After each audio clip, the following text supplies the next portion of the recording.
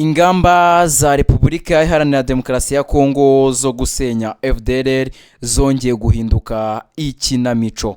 Umwaka ugiye kuzura u Rwanda na Repubulika Iharanira Demokarasi ya Kongo basinyiye Washington muri Leta Zunze Ubumwe za Amerika amasezerano y'amahoro ababifashijwemo na Leta Zunze Ubumwe za Amerika. Ariko kuva icyo gihe abanyarwanda ndetse n'abanyekongo bategereje umusaruro wayo amaso ahera mu kirere. Turaje turaganira kuri byizi ngamba zo gusenya umutwe wiganjemo abasize bakoze jenoside mu Rwanda wa FDLR. Gusa sibyo tugiye kuganira byonyine, ko tugiye no kuganira ku byatangajwe na perezida wa Uganda Yoweri Kaguta Museveni, wavuze ko nubwo igihugu cye cyashyize ingamba zo guhagarika ingendo muri Repubulika Iharanira Demokarasi ya Kongo, agihangayikishijwe n'abakomeje gukura icyorezo cya Ebola muri iki gihugu kubera ingendo zitateganyijwe bahagirira. Ndi Benga Oziana, iyi ni The Quick Times News. Wekiri gusabwa no kujya hasi ari subscribe wakandaho, ubundi tugakomeza kubana. Muhaye ikaze.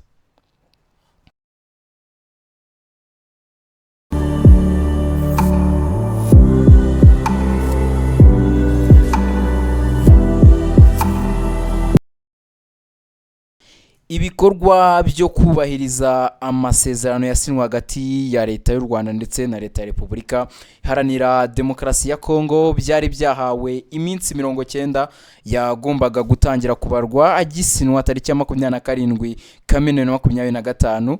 Byari byitezwe ko muri icyo gihe mutwe terabwoba wa FDLR wagombaga kuba wamaze gusenwa n'ingabo za Repubulika Iharanira Demokarasi ya Kongo, u Rwanda narwo rugakuraho ingamba z'ubwirinzi.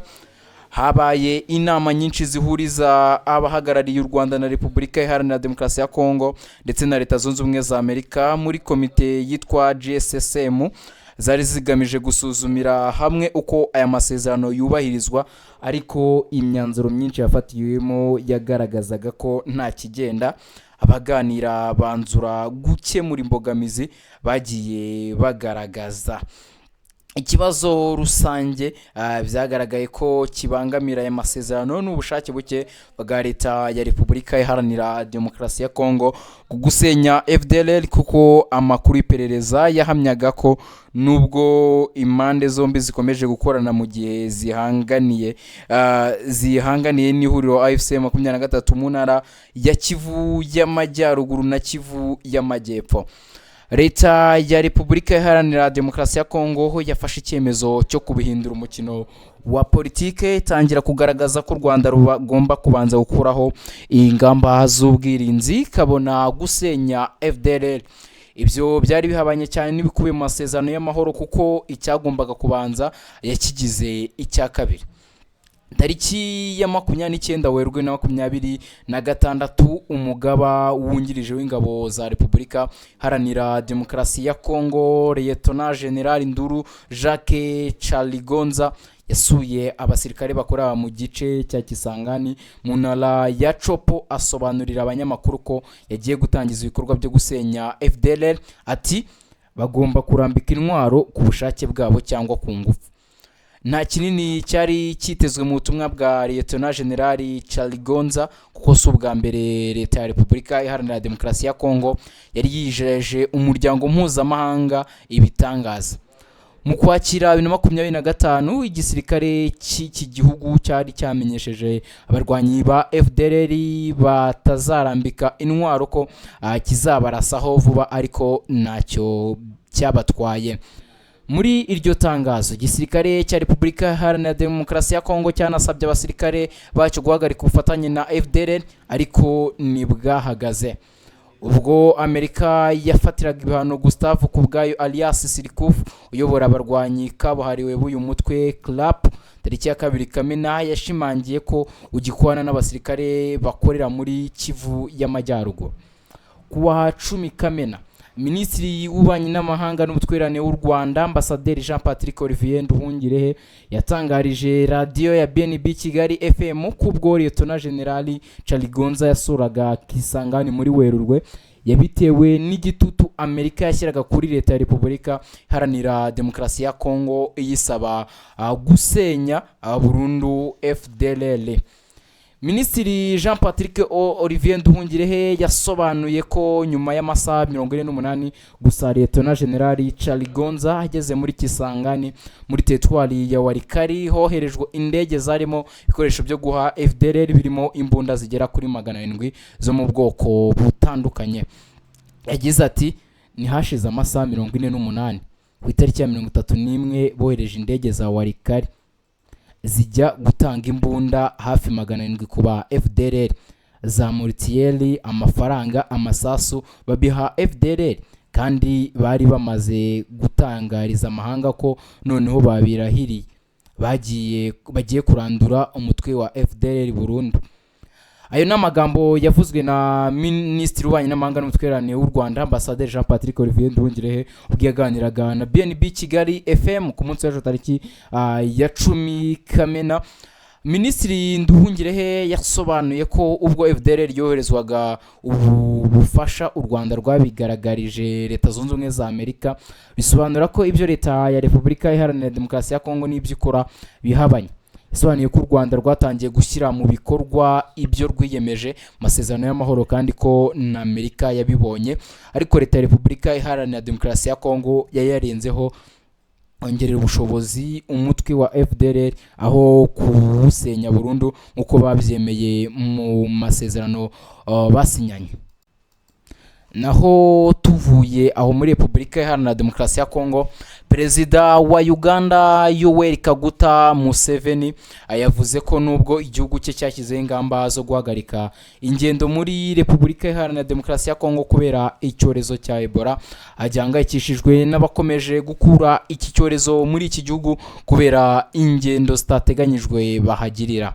Ibi yabigarutseho kuwa 10 Kamena 2026, yavuze ko guverinoma ya Uganda n'iya Repubulika Iharanira Demokarasi ya Kongo ziteganya gushyiraho ibigo byihariye bihuriweho n'ibigo byombi byo kwita ku barwayi cyangwa abaketsweho iki cyorezo cya Ebola hafi y'umupaka huza ibihugu byombi mu rwego rwo gukomeza ingamba zo kurwanya iki cyorezo ndetse no kugenzura neza ko abarwanyi bayisanzwemo bahabwa ubuvugizi bw'ibanze kandi bwihuse.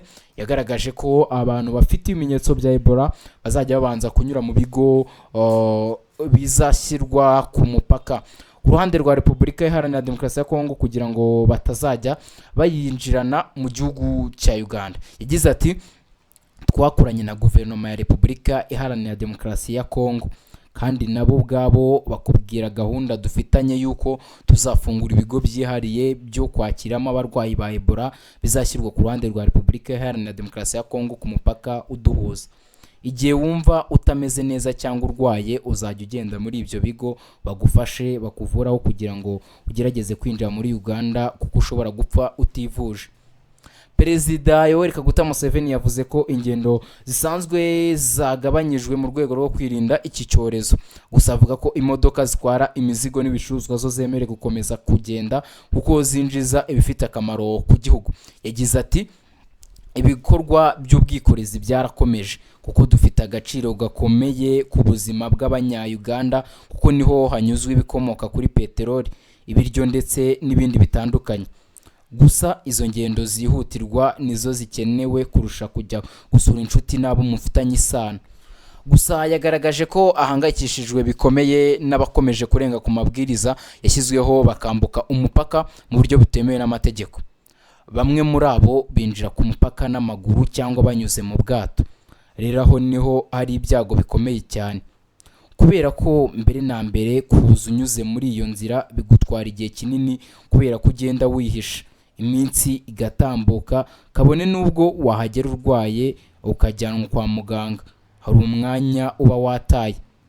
Ebola yinjijwe muri Uganda n'umunyekongo waturutse mu ntara ya Ituri mu burasirazuba bwa Repubulika Iharanira Demokarasi ya Kongo yanduza abandi barimo abaganga bamwitayeho.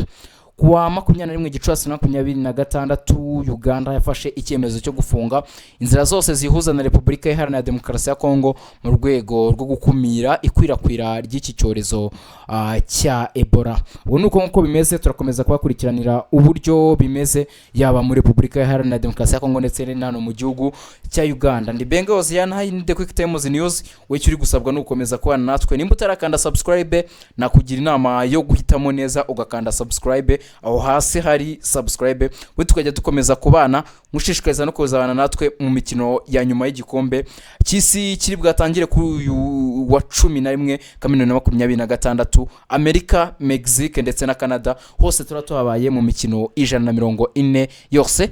Ndabashimiye.